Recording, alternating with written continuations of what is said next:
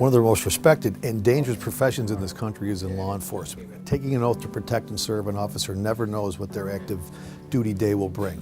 However, there's one demographic that they will encounter at least 50% of the time while on active duty, a demographic that makes up 1/5 of the American population. Hi, I'm Dave Whalen, Director of Niagara University's First Responder Disability Awareness Training Program. Everybody needs disability awareness training. Educators, medical professionals, transportation, service providers. It is imperative to their quality of life. However, headlines with law enforcement interaction with people with disabilities has been prevalent over the last few years. A Ruderman Foundation study has indicated that up to 50% of people killed by law enforcement have a disability. However, how aware is the public, and even more significant, how informed is law enforcement and what are they doing to respond to that? Some of the things we would love field officers and patrol officers and detectives to be fully aware of and cognizant of, it really ties right into all types of disability awareness trainings out there across this country, is understand that we can't just pigeonhole an individual, meaning just because someone looks similar to this other young man or this other young woman over here, doesn't mean it's the same. Every situation is very unique. Every situation is individualistic. And we need to take time, we need to be patient, we need to be more understanding that there's a lot of disorders out there that exist. And I don't have to be in a wheelchair, or I don't have to have a physical, different physical features or impairments or characteristics to define me for potentially having a disability. They need to get to know the community that they serve. My daughter Madison she was diagnosed at birth with holter prosencephaly, which essentially is a brain malformation. She would present to law enforcement or people she doesn't know as potentially non-compliant or untruthful. She's very shy, she's very inward. So if asked questions in a confrontational atmosphere or pressured atmosphere, she would maybe just go inward and not answer the questions and could be deemed non-compliant.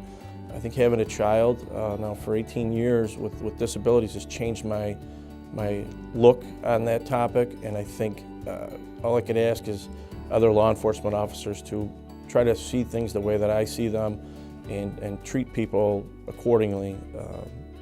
Try to figure out what's maybe going on with that person. Are they disabled? Is there something else going on? And that's a perspective I've gained having my daughter. And I would hope that other law enforcement would take that into account. Well, my son Ethan was my oldest child. He would be 31 this coming December if he was still alive. Ethan had Down syndrome, but there was a lot more to Ethan than his diagnosis.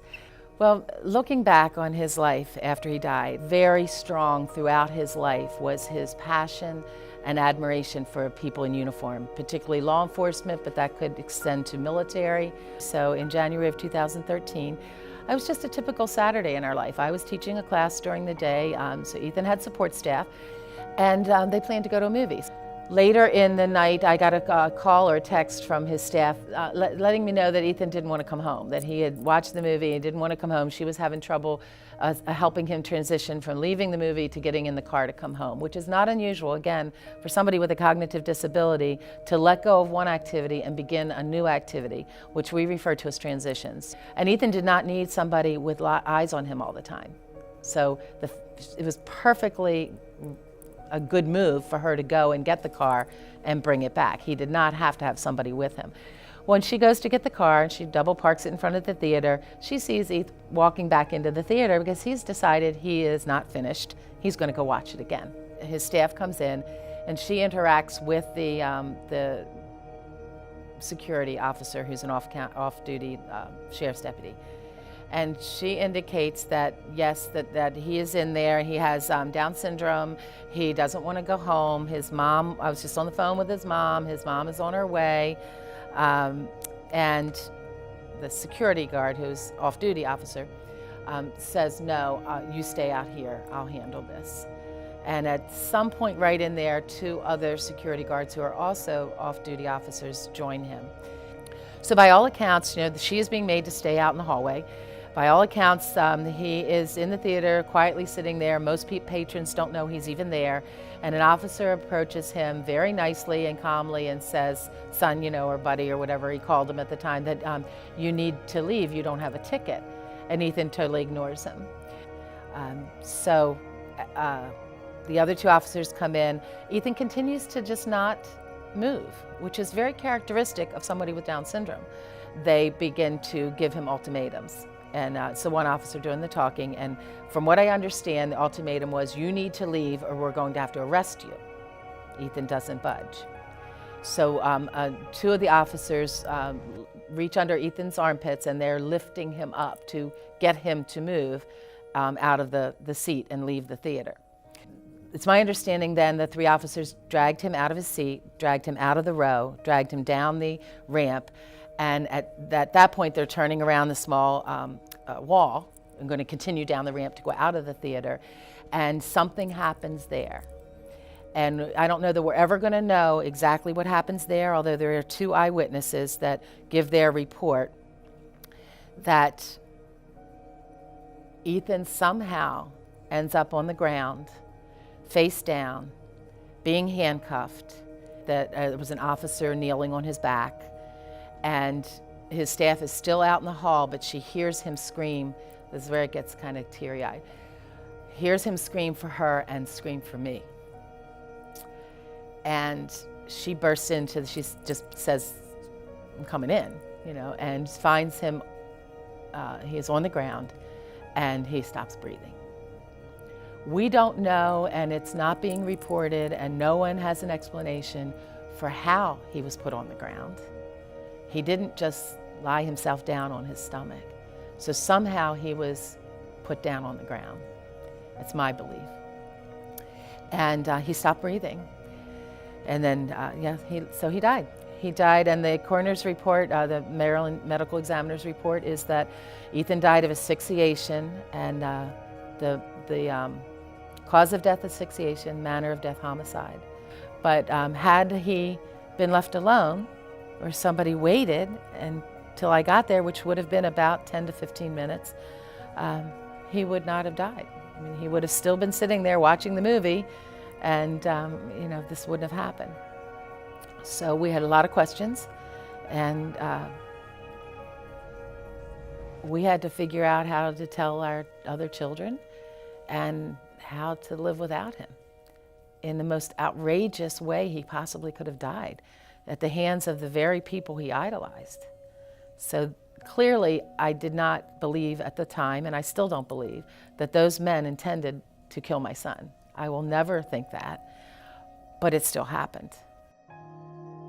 So in 2013, I was a law enforcement officer in the Commonwealth of Virginia. Like many officers and like many human beings around the world, I had actually heard of this tragic story, a tragic death of a young man with Down syndrome in Maryland. And I'd never met this young man. I never met the family at the time. And I just thought to myself, this really sounds preventable to me. It really sounded like an avoidable situation. And I watched this story play out in the news just like thousands of people did. And it was truly heartbreaking. It was heart-wrenching. Unbeknownst to this family, I was in the process of creating a program of my own called GTO Growth Through Opportunity, which is quite ironic because after Ethan's death, a couple years later, Patty Saylor and I connected in Washington, D.C., and now I consider her a friend. One of the reasons why I created the GTO Cadets program was to build relationships between individuals with varying disabilities with their local law enforcement and first responders. And I did so for a variety of reasons, and it totally touched my heart when I met with Ms. Patty Saylor, and she told a group of people in DC as well as in Baltimore, Maryland, that if the GTO Cadet program was offered up in her area, that quite possibly Ethan would have been the first GTO Cadet, as well as he potentially would still be alive today. Well, you start out as it comes from the top, I believe, from the leadership of the police departments, and you start with more specific training rather than just everyone's general understanding of the disabled community. We get into specific training about the full spectrum of disabilities and how we can better serve the community. And the biggest part then is to get your officers involved, get hands-on with this disabled community in every way that you can. They should be part of every initiative that we have in our police department, for instance, is some component that touches on the disabled community. We have individuals that work within our police department and helps develop a culture within the department of understanding, empathy, inclusion with our disabled community. So it's not enough just to provide the training. We could sit in a training course, pay attention, sign off, and move on to the next topic. The best way is to make sure that you're serving your disabled community and they're part of the programs that you provide to the community. So that's really important, that from the very beginning of the people that responded out of the goodness of their heart and their private time, that we want to make a movement, we want to start a movement here that calls for training, and it needs to be mandatory because we know they need it, and it needs to be cross-disability, not just about Down syndrome or just about intellectual disability, and it needs to include or be led by people with disabilities themselves. This is a problem that we can't solve. However, if we can train our officers to understand and hopefully empathize with the caregivers, when we do respond, I think we can help them, offer help, provide ways of hopefully dealing with the problem that they may not have been exposed to or even been told about. But I think it puts us in a wonderful situation. Law enforcement, we come in contact with everybody. It doesn't matter how rich you are, how poor you are, we come in contact. Now, opening your eyes to recognize some of the behaviors so that when you walk up, you might think, well, wait a minute, I went to that training. This seems like that might be what they were talking about. Again, I go back to what is the urgency of the situation? Can it be slowed down? Can we take a look and see what's really going on? And I can see how a law enforcement officer could misread somebody with disabilities that they're being non-compliant. I could see how that could happen, but weigh that against the urgency of the situation and how quickly does that situation need to be resolved. Thank you for taking the time to learn about people with disabilities. My life may depend on it.